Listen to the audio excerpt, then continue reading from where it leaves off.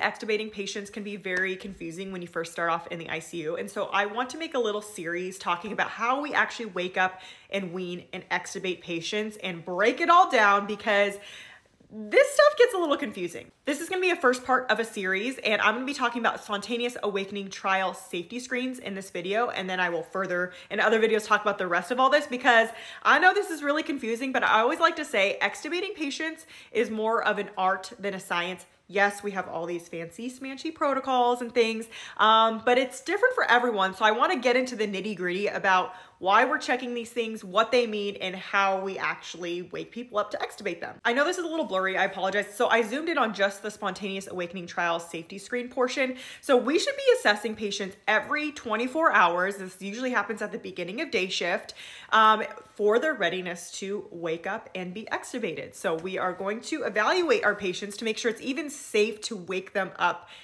in the first spot. And a lot of people are like, well, I know my patient's probably not gonna extubate because they're still on like a little higher oxygen support, or they have a surgery today, so we're probably not extubating today. However, it is very important that every 24 hours we are doing our best job to wake up patients when it's appropriate, lower their sedation down, because it does help reduce their chances of delirium. Our goal as nurses should always be to have our patients on the minimum amount of sedation that they need and that is required for whatever condition or position that they're in. Okay, so every 24 hours, you should be doing this. We're gonna be doing a spontaneous awakening trial safety screen. So we're gonna be checking to see if our patient meets any of these criteria. First, are they receiving any sedatives for active seizures or alcohol withdrawal? Yes or no? Are they receiving sedatives for agitation? Are they receiving neuromuscular blockers, also known as paralytics? Have they had evidence of an MI in the prior 24 hours?